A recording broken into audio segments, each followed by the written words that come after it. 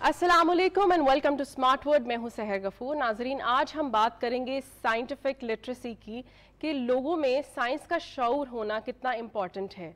हम लोग देखते हैं कि हमारे इर्द गिर्द क्या चीज़ हो रही है और हर चीज़ में हम एक रीज़निंग तलाश करने की कोशिश करते हैं, लेकिन साइंस के जब हमें अंडरस्टैंडिंग नहीं होती, उसके बेसिक्स हमें प्रिंसिपल्स का नहीं पता होता, तो हम कंफ्यूज रहते हैं कि ये क्यों हो रहा है। तो आज हम इस मौजू पर बात करेंगे कि हम सब के लिए, कॉमन लोगों के लिए भी साइंस का नॉलेज कितना इम्पॉर्टेंट है। इसके अलावा हम एक स्पेसिफिक टेक्नोलॉजी की बात करेंगे विच इज़ नैनो टेक्नोलॉजी। और मैं बहुत ही एक सिंपल अल्फाज में बताऊं, नैनो टेक्नोलॉजी के इस्तेमाल से आजकल लोग बहुत ही छोटे लेवल पर जाकर कुछ चीज़ों को ऑल्टर भी कर सकते हैं और एक नए तरीके से तख्लीक भी कर सकते हैं। इसको मज़ीद हम डायसेक्ट करेंगे इस प्रोग्राम में। और अब मैं आपका तारुफ करवाती हूँ एक ऐसी पर्सनालिटी से जो बहुत ही नामवर यूनिवर्सिटी से मुंसलिक हैं और साइंस में उनका बहुत बड़ा नाम है, doctor Sabi Anwar. Thank you so much doctor साहब for coming into the show. Doctor साहब से बात करेंगे, लेकिन पहले मैं नैनो टेक्नोलॉजी के हवाले से आपको दिखाती हूँ एक पैकेज।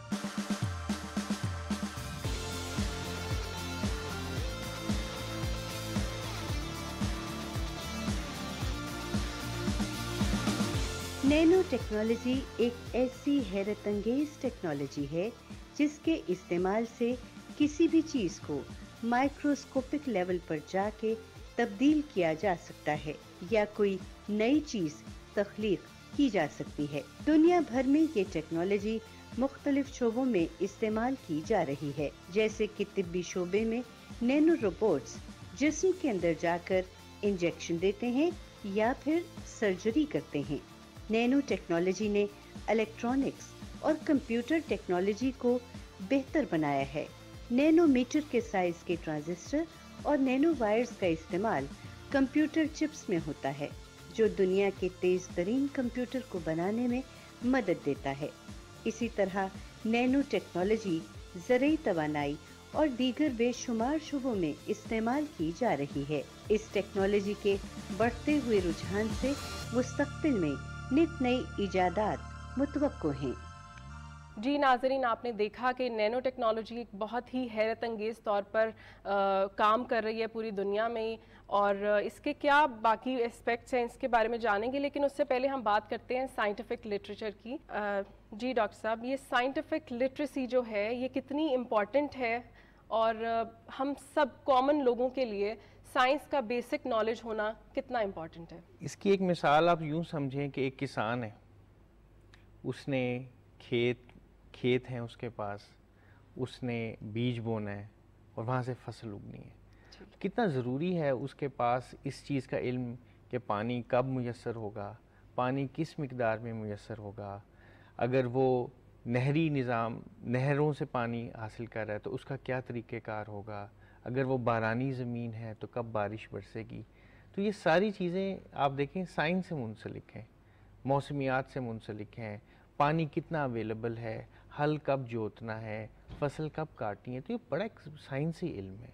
हर शख्स के लिए एक बुनियादी साइंसी इल्म हासिल करना बहुत ज़रूरी है और एक ऐसी मुश्किल चीज़ नहीं है जो बड़ी बड़ी दकीक किताबों में आपको मिलेगी। आपको इर्द गिर्द जो कायनात नज़र आ रही है, जो बादल बरस रहे हैं, बिजली कड़क रही है, जो दर्जा हरारत है, सर्दी गर्मी, दिन रात का आना, आवाज़ें कैसे बनती हैं, ये सारी साइंस है। तो हर शख्स के लिए साइंस को जानना, उसे थोड़ी बहुत समझ बूझ होना बहुत ज़रूरी है। बिल्कुल, हमारे इर्द गिर्द तकरीबन जो भी कुछ हो रहा है उसके पीछे साइंटिफिक रीजनिंग ज़रूर होती है, लेकिन बात वही है कि आपको सवाल करने का शऊर होना चाहिए उसमें। आजकल जो आप देख रहे हैं पाकिस्तान में स्कूल लेवल पर जो साइंस कोर्सेज पढ़ाए जा रहे हैं, यूनिवर्सिटी लेवल पर, एडवांस्ड लेवल पर, उसके बारे में आपका क्या ख़्याल है? मेरे ख़्याल में अभी उसमें बहुत सी गुंजाइश है, बहुत सी तरक्की की गुंजाइश है कि जिस अंदाज में साइंस पढ़ाई जाती है, साइंस का आप यूँ समझ लें एक ख़ास मिजाज है, जिसे बाज़ औक़ात टेम्पर ऑफ साइंस कहते हैं, मेथडोलॉजी ऑफ साइंस कहते हैं। उस साइंस के अंदर आप एक चीज़ों के बारे में सवाल करते हैं, आप चीज़ों को शक की निगाह से देखते हैं। साइंस में एक बड़ी अहम चीज़ है जिसे कहते हैं बेयकीनी या अनसर्टेनिटी। साइंस में कोई चीज़ सर्टन नहीं होती, एक अनसर्टेनिटी प्रिंसिपल है कि हर चीज़ के अंदर एक बेयकीनी की सी कैफियत होगी। जी डॉक्टर साहब, हमें लगता है कि कोई भी हमारे इर्द गिर्द कोई भी प्रोसेस हो रहा है या कोई भी हम देखते हैं तो हम उसमें देखते हैं कि साइंटिफिक उसकी रीजनिंग क्या है, और हमें लगता है कि यही एक डेफिनेट चीज़ है जो जिसके पीछे ये सारा मामला चल रहा है। तो आपने बताया कि साइंटिफिक नॉलेज कभी भी वो एक डेफिनेट नहीं होता, हम लोगों तक ये अवेयरनेस कैसे फैलाएंगे? साइंटिफिक नॉलेज बड़ी रंगारंग चीज़ है जी। उसके अंदर सवाल की गुंजाइश रहती है, उसके अंदर कुछ बेयकीनी किसी हद तक रहती है। हाँ, कुछ चीज़ों में तो आपको तयक्कुन है, ये यकीन है कि आप कोई चीज़ गेंद ऊपर फेंकेंगे उससे नीचे आना है, इसमें तो कोई दो राय नहीं हो सकती। हाँ, लेकिन बाज़ औक़ात आपको सवाल करने की गुंजाइश पैदा करनी चाहिए। मैं ये कहना चाह रहा हूँ कि हमारी क्लासरूम्स हैं, हमारा जो एजुकेशन का जो निज़ाम है उसके अंदर ये खुली सोच मौजूद नहीं है। मसलन एक सिस्टम है नहायत कॉम्प्लेक्स, उसको समझने के लिए आपको बड़ी कॉम्प्लिकेशन और इंट्रिकसीज में जाना पड़ेगा। फिर साइंस बड़े बड़े सवालात को जन्म देती है। एक मिसाल मैं देता हूँ कि ये हम कहते हैं कि इंसान अशरफुल मखलूक़ात है जी। लेकिन अगर आप ज़मानो मकान में स्पेस टाइम में इंसान की हैसियत देखें तो वो एक छोटे से एक कुर्रा ज़मीन पर अर्थ पे मौजूद है। अब वो अर्थ एक प्लैनेट है 8 प्लैनेट्स में से निज़ाम शम्सी के। हमारा सूरज एक सूरज है, एक सितारा है हमारी कहकशां मिल्की वे में, और इस जैसे 100 अरब सितारे और मौजूद हैं, और इस कायनात में 100 अरब कहकशाएं मौजूद हैं। हाँ जी। तो हमारी हैसियत तो बहुत छोटी है। फिर ये कायनात कैसे बनी, इसमें इंसान की हैसियत क्या है? तो ये साइंस बड़े बड़े सवालों को जन्म देती है। हाँ जी। तो हमारी क्लासरूम में जब हम साइंस पढ़ाते हैं बहुत ज़रूरी है कि उसका एक मकसद ये हो कि तलबा और तालिबात के जहनों को खोला जाए। साइंस इस अंदाज में पढ़ाई जाए कि उनके अंदर तजस्सुस की हिस्स पैदा हो, वो सोचने का अंदर उनके शौक पैदा हो। सिर्फ मार्क्स लेने के लिए या इम्तिहान देने के लिए साइंस पढ़ाने से उसको फ़ायदा नहीं होगा बल्कि नुकसान होगा। साइंस का मकसद है जहन कुशाई, जहनों को खोलना। आपने बताया कि हमारे निज़ाम को बदलने की ज़रूरत है जिसमें हम साइंस को पढ़ाते हैं, ताकि हम अब लोगों तक एक ऐसा एनवायरनमेंट क्रिएट करें जिसमें लोगों को हम साइंस को बहुत इंटरेस्टिंग वे में पेश करें। आजकल हम स्टेम एजुकेशन का नाम सुन रहे हैं, बच्चों के अंदर भी, बच्चों के लिए भी स्पेशल स्टेम एजुकेशन के कोर्सेज मुतारिफ करवाए जा रहे हैं डिफरेंट इंस्टीट्यूट्स में, और बड़ों के लिए भी ये है।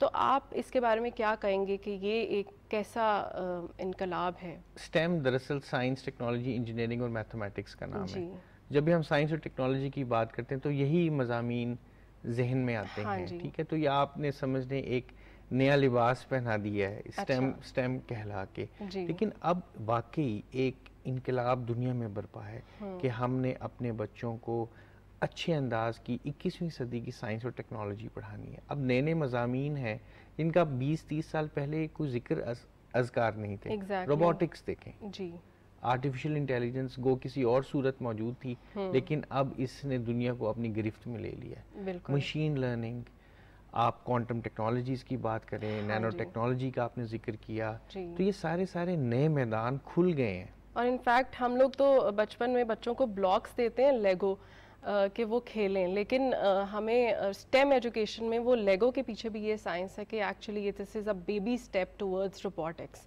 स्टेम अगर आप इन टूल्स को कह रहे हैं तो ये तो स्कूलों और कॉलेजों में ये फैलाए जाने चाहिए, मुतारिफ होने चाहिए कि बच्चे इनका इस्तेमाल करें, टीचर्स को इनकी ट्रेनिंग होनी चाहिए। इलेक्ट्रॉनिक्स उसका एक बड़ा अहम हिस्सा है कि आपने सर्किट्स बना सकें, रोबोट्स बना सकें, सैटेलाइट्स बना सकें। तो ये वाकई दुनिया में एक इनकलाब है, और इस इनकलाब के पीछे एक अहम बात ये है कि ये टेक्नोलॉजी सस्ती हो गई है जी। एक बात, दूसरी चीज़ डेमोक्रेटाइज होगी। ग्लोबलाइजेशन के नतीजे में आप यहाँ बैठ के दुनिया के किसी मुल्क से कोई कंपोनेंट बआसानी मंगवा सकते हैं। तो ये चीज़ें डेमोक्रेटाइज हो गई हैं। जिस तरह सूरज की रोशनी की कोई कीमत नहीं और वो सब के लिए मुहैया, इसी तरह ये टेक्नोलॉजीज़, इंटरनेट ऑफ थिंग्स भी इनको कहते हैं, तो ये सब चीज़ें आम लोगों को अब मुयस्सर हैं। अब इनसे कितना हम फ़ायदा उठाएं तो ये बड़ा अहम है। असल में ज़रूरत ये है कि इन चीज़ों को आप एक्टिविटी से बढ़ के अपने निसाब के अंदर दाखिल करें ताकि इनके अंदर मुदावमत हो, ये चीज़ें बाकी रहें। ये सिर्फ कुछ एक्टिविटीज़ तक महदूद ना रहें बल्कि हमारा जो करिकुलम है, हमारा जो पढ़ाने का अंदाज़ है, उसका ये बुनियादी हिस्सा बन सकें ये एक्टिविटीज़।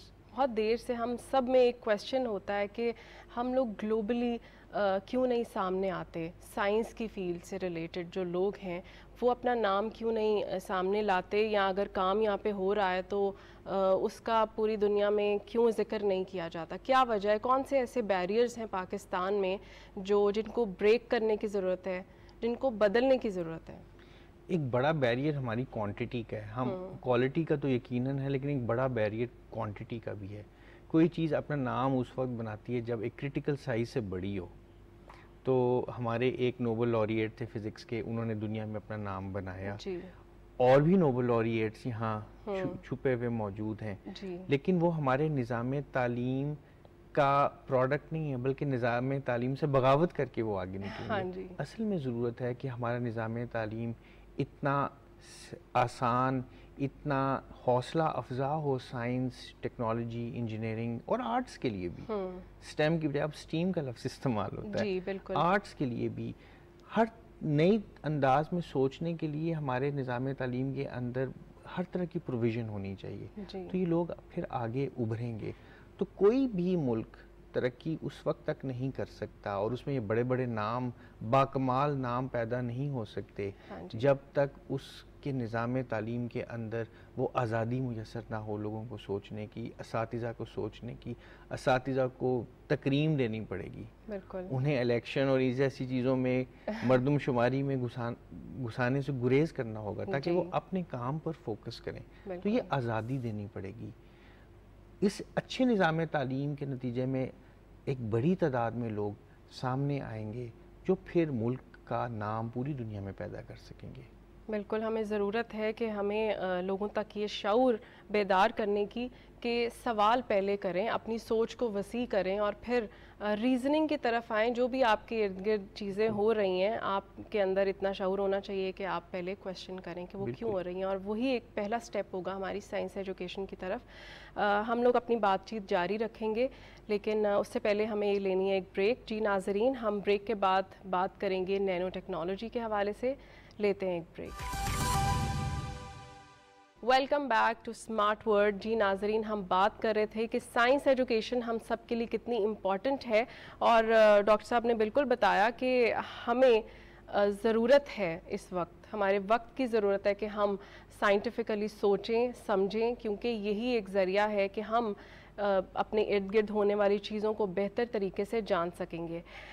डॉक्टर साहब, नैनो टेक्नोलॉजी का नाम बहुत सुना है हमने और आजकल बहुत आम है इसका नाम।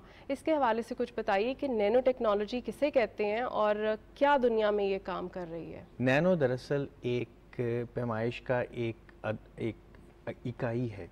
1 अरब नैनोमीटर्स हों तो 1 मीटर बनता है। 1 मीटर बनता है। आप समझ लें कि एक बाल, अगर इंसानी बाल लें जी, उसका अगर आप कुतर देखें, डायमीटर देखें, हाँ जी, उसके अंदर 1000 नैनोमीटर्स होंगे। तो नैनोमीटर बहुत छोटा अदद है जो आम तौर पर आम माइक्रोस्कोप से भी नज़र नहीं आता। जी। हाइड्रोजन एटम जो बिल्कुल सबसे छोटा एटम है, उसका साइज तकरीबन आधा नैनोमीटर है। राइट। तो ये बहुत छोटी इकाई है। हाँ जी। तो ये छोटी दुनिया की टेक्नोलॉजी है, बहुत छोटी दुनिया की, एटम्स की, आयॉन्स की, मॉलिक्यूल्स की।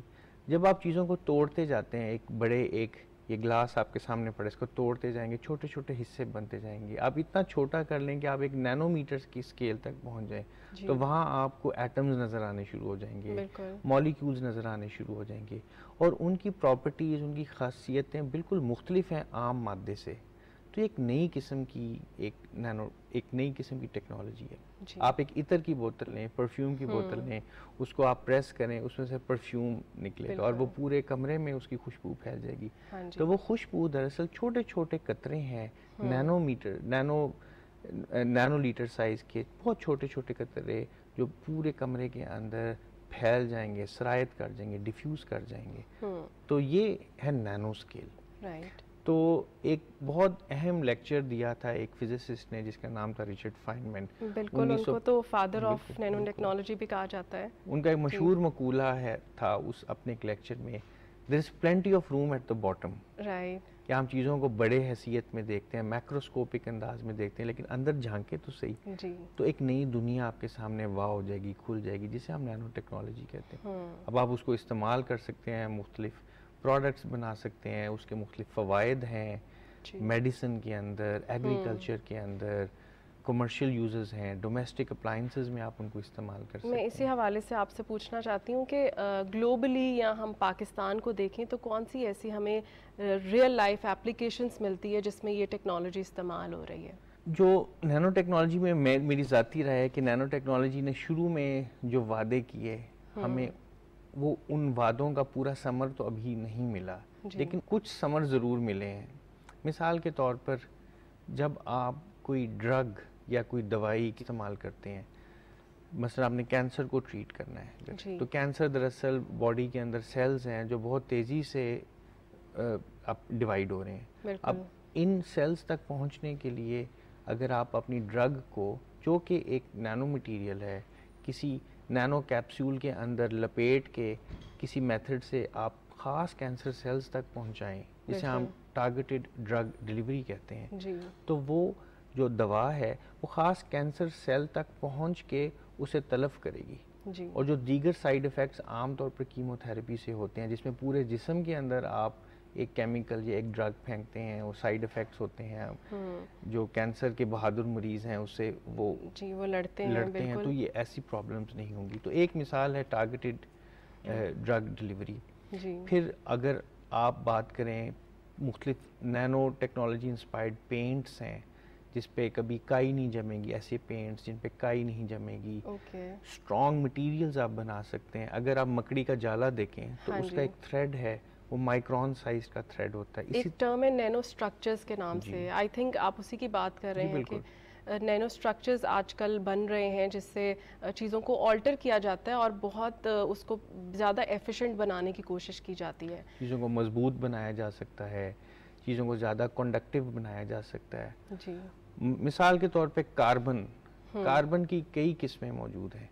अगर आप घर में इस्तेमाल करने वाली पेंसिल लें, जिसे आमतौर पे लेड पेंसिल या कच्ची पेंसिल कहते हैं हमारे घरों के अंदर, अगर आप उससे लकीर एक कागज़ के ऊपर डालें तो वो जो स्याह रंग की एक लकीर सामने आएगी वो कार्बन है।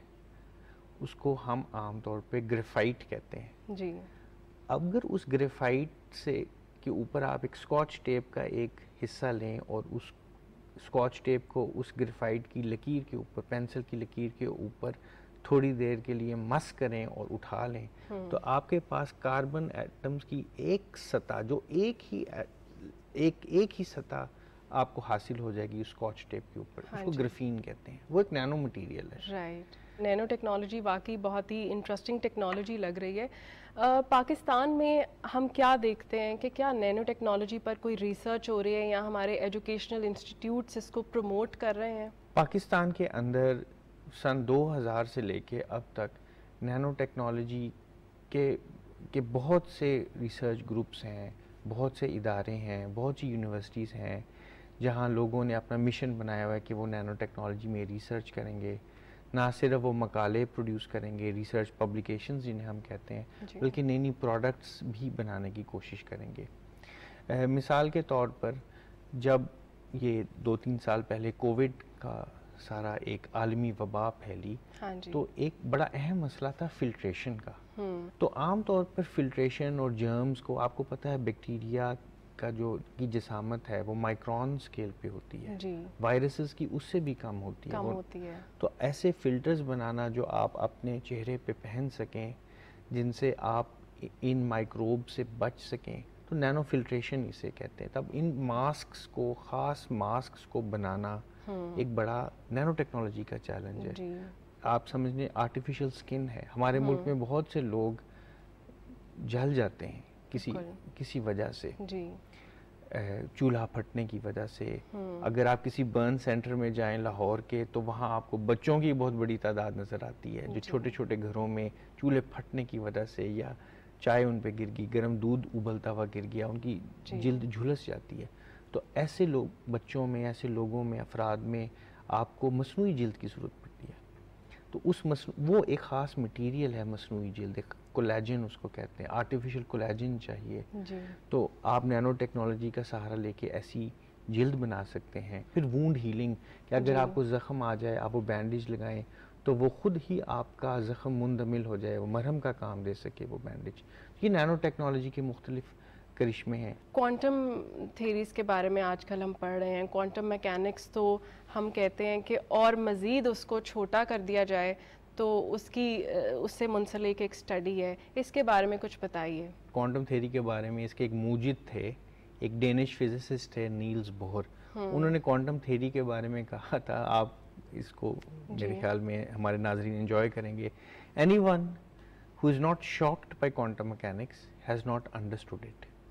यानी ये एक ऐसी चीज़ है जो लोगों को हैरान कर देती है। जब आप एटम्स की बात करते हैं तो उसके अंदर अनसर्टेनिटी आ जाती है, उसके अंदर बहुत सी ऐसी चीज़ें आ जाती हैं जो आम तौर पे हमारी कॉमन सेंस के बरखिलाफ़ हैं जी। तो क्वांटम साइंस इस छोटे लेवल पर चीज़ों की प्रॉपर्टीज़ को जानने का नाम है और इन प्रॉपर्टीज़ को एक्सप्लॉइट करके इनसे नई टेक्नोलॉजीज़ और नई डिवाइसेस को बनाने का नाम है। इसमें ऐसी मैं सिर्फ एक मिसाल दे सकता हूँ जिसे इंटेंगलमेंट कहते हैं कि आपके पास दो ऑब्जेक्ट्स हैं, दो अजसाम हैं, अगर वो इंटेंगल्ड हैं, ख़ास किस्म के उलझाव का शिकार हैं, तो अगर आप एक ऑब्जेक्ट को देखें किसी एक मकाम पे तो आपका जो आपका आउटकम है वो अफेक्ट करेगा एक दूर जो एक चीज़ मौजूद है उसके आउटकम को। एक किस्म की टेलीपैथी है। बिल्कुल, हम इसको समझ नहीं पाते और ये टेलीपैथी आपने बिल्कुल जिक्र किया, यही चीज़ इसको बहुत ज़्यादा वो अनसर्टन बनाती है और लोगों के लिए बहुत इंटरेस्टिंग बनाती है। एंड अगेन आपने वो बात की कि नील बोहर ने कहा कि जो लोग इससे हैरान नहीं हुए इसका मतलब वो इसको समझे ही नहीं। तो लेकिन ये टेलीपैथी आप ये ना समझिएगा कि ये एक किस्म की मुहय्यरुल उकूल चीज़ है या माफौकुल फितरत चीज़ है जिसको एक्सप्लेन नहीं कर सकता। मैंने इसको मिसाल के तौर पे इस्तेमाल किया इस लफ्ज़ को टेलीपैथी, लेकिन ये प्रॉपर्ली अंडरस्टूड है, इसको बयान किया जा सकता है, इसकी मैथमेटिकल फॉर्मलिज्म लिखी जा सकती है। एटम जब काम करेगा, एटम के अंदर इलेक्ट्रॉन्स जब काम करेंगे तो वो क्वांटम के असूलों के मुताबिक करेंगे, ठीक है।